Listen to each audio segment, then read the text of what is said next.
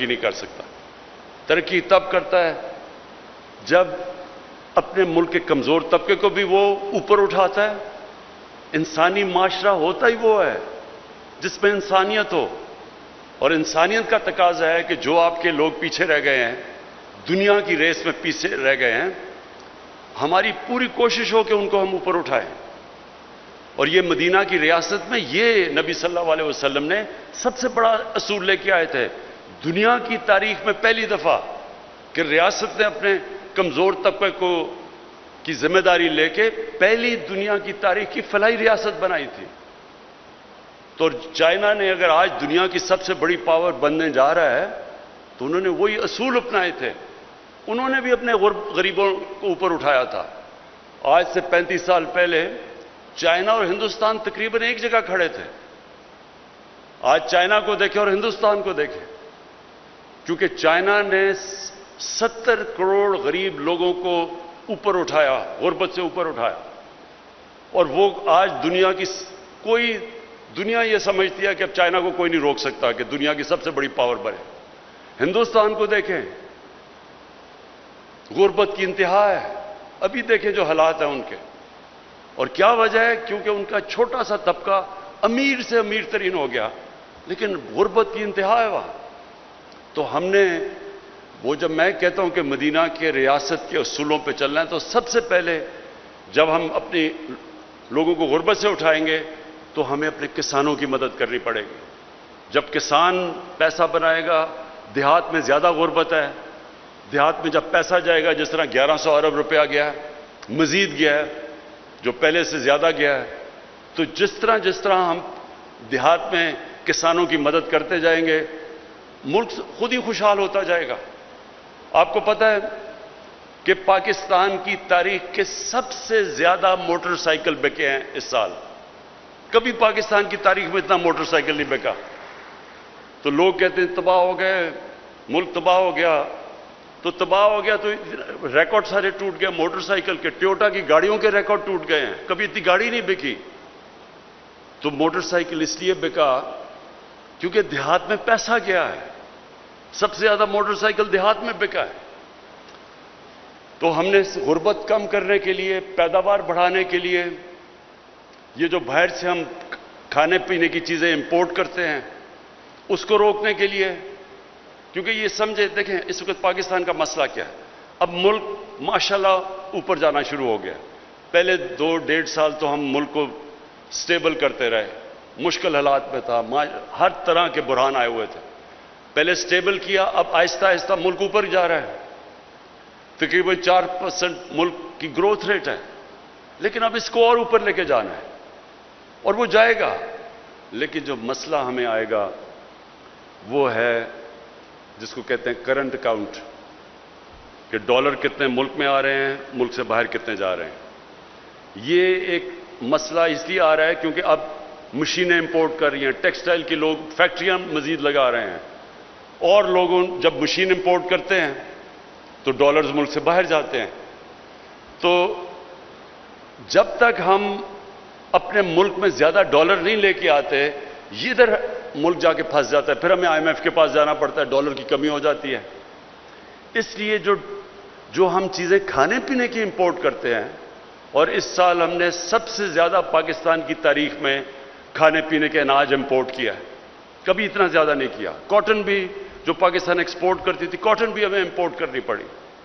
تو اس لیے کسانوں کو جب تک ہم مدد نہیں کریں گے, ہمارا یہ ٹریڈ امبیلنس ہو جائے گا, جسے کہتے ہیں کرنٹ اکاؤنٹ, وہ بجائے سرپلس میں ڈیفیسٹ میں چلا جائے گا.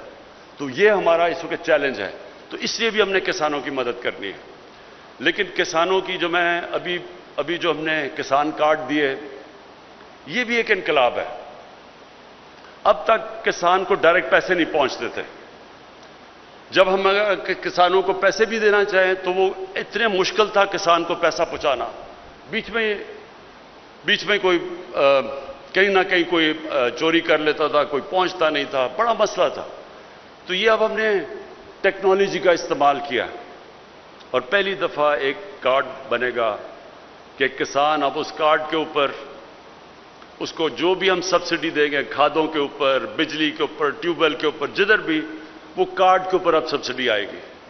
وہ ڈائریکٹلی کارڈ جائے گا. کیڑے مارنے والی دوائیں ہیں اس کے اوپر سبسڈی. کبھی اگر عذاب آ گیا, خوش تالی ہو گئی, علاقے کے کسانوں کو مشکل پڑ گئی, تو کارڈ کے اوپر سبسڈی آئے گی آپ کی, تاکہ کہ ڈائریکٹ ایک کسان جائے اور اپنا پیسہ نکال سکے. اور مجھے یہ بڑی خوشی ہے کہ یہ ایک پنجاب گورنمنٹ نے بڑا انیشیٹو لیا ہے, اور انشاءاللہ یہ اب ہمارے اگلا پختونخوا کی حکومت لے گی آپ کو دیکھتے دیکھتے, اور جدھر پی ٹی آئی کی حکومت ہے آزاد کشمیر میں اور انشاءاللہ گلگت بلتستان میں, اور کولیشن گورنمنٹ ہے ہماری بلوچستان میں, ان سے بھی ہم بات کریں گے کہ کسانوں کے لیے یہ کارڈ دیں تاکہ ڈائریکٹلی ہم کسان کو سبسڈائز کریں. اس کے ساتھ ساتھ ہیلتھ کارڈ. یہ ہیلتھ کارڈ تو میری جب سے میں پولیٹکس میں آنے کا سوچ بھی رہا تھا تو تب سے میرا تھا کہ اللہ نے کبھی مجھے موقع دیا تو سب سے پہلے میں ایک ہر پاکستانی اور خاص طور پہ جو ہمارے غریب طبقہ ہے اس کے لیے ایک انشورنس ہوگی اس خاندان کے لیے کہ اگر گھر میں بیماری ہوتی ہے اور ان کے پاس, اگر غریب لوگوں کے پاس پیسہ نہیں ہے تو ان کے پاس انشورنس ہوگی تاکہ وہ کسی بھی گورنمنٹ میں اور پرائیویٹ ہاسپٹل میں جا کے اپنا علاج کروا سکیں. اب یہ شوکت خانم کینسر ہاسپٹل بنا کیوں تھا؟ والدہ کو کینسر تھی, سب سے مہنگا علاج کینسر کا ہے. تو تب مجھے احساس ہوا کہ اگر ہمارے گھر میں پیسہ بھی اللہ نے کرم کیا ہوا تھا, تو اگر ہمیں اتنی مشکل ہے تو ایک غریب گھرانے میں کینسر ہوتی تو وہ کیا کرے گا؟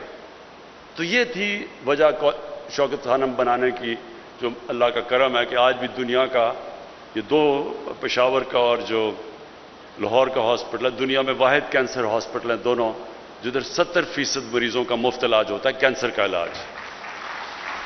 لیکن میں نے تب بھی یہ سوچا کہ کبھی مجھے موقع ملے گا تو سب سے پہلا کام یہ کروں گا. تو ہمیں بڑی دیر لگی ہے تیاری کرنے کے لیے. پہلے پختونخوا کی حکومت میں پہلے ادھر سے شروع کیا ہم نے, ادھر سے انہوں نے تھوڑا تھوڑا کرتے ہوئے پھر سارے, اب پختونخوا میں ہر خاندان کے پاس ہیلتھ انشورنس ہے. یہ امیر ترین ملکوں میں نہیں ہے, یہ آپ حیران ہو جائیں گے. یونیورسل ہیلتھ انشورنس امیر ملکوں میں بھی نہیں ہے. یہ بڑے کم دنیا میں ملکوں میں ہیں جو کہ آج پختونخوا میں ہر خاندان میں, اور اس سال کے آخر تک سارے پنجاب کے خاندانوں کے پاس ہیلتھ انشورنس ہوگی. کہ کسی بھی 10 لاکھ روپے تک ایک خاندان کسی بھی ہسپتال میں جا کے, اگر گورنمنٹ نہیں تو پرائیویٹ ہاسپٹل میں چلا جائے, کسی بھی ہسپتال میں جا کے 10 لاکھ تک ایک خاندان اپنا 1 سال تک علاج کروا سکتا ہے. میں اس لیے کہہ رہا ہوں کہ یہ جو لوگوں کے گھر میں کبھی بھی مشکل آئی ہو, بیماری ہو, ساری ریسرچ ایک چیز ثابت کرتی ہے کہ ایک خاندان میں جو غربت کی لکیر سے اوپر ہو, ایک بیماری ایسی آتی ہے کہ وہ خاندان غربت کی لکیر کے نیچے چلا جاتا ہے, مقروض ہو جاتا ہے, کیونکہ ان کا بجٹ مشکل سے ہوتا ہے کہ وہ آمدنی اور خرچوں کو بیلنس کر رہے ہوتے ہیں. ایک بیماری کی وجہ سے وہ خاندان نیچے چلا جاتا ہے. تو اس لیے یہ ہیلتھ کارڈ میں پھر سے اپنے پنجاب کے وزیر اعلیٰ کو خاص طور پہ اس کے لیے خراج تحسین اس لیے پیش کرتا ہوں کیونکہ مجھے پتہ ہے جب کیبنٹ میں ڈسکشن ہوتی ہے کہ جی یہ بھی چاہیے, فلانی بھی چیز, یہ بھی نہیں, سڑکیں, یہ وہ سب کچھ چاہیے ہوتا ہے, تو کئی دفعہ لوگ بھول جاتے ہیں کہ ہماری سب سے بڑی ذمہ داری تو اس آدمی کی ہے. وہ لوگ ہیں جو بیچارے مشکل میں ہیں, تکلیف میں ہیں, غریب ہیں, تو ان کے لیے کوئی سوچتا ہی نہیں تھا کہ ان کو کیا ہوگا. کبھی کسی نے سوچا نہیں کہ غریب آدمی کے گھر میں اگر کوئی بیماری ہو تو وہ کدھر جائے گا. اور یہ جو اس کے کسان کارڈ اور جو آپ کا ہیلتھ کارڈ ہے, یہ آپ نے سب سے بڑے کام کیے ہیں, اور انشاءاللہ یہ جب ہمارے ملک کی تاریخ لکھی جائے گی تو یہ ایک ٹرننگ پوائنٹ ہوگا ہماری تاریخ کا کہ کب وہ ملک نے اپنا راستہ بدلا جس کے لیے یہ ملک بنا تھا. 1947 میں جو آبجیکٹو ریزولوشن ہمارے فاؤنڈنگ فادرز نے کی تھی، انہوں نے کہا تھا پاکستان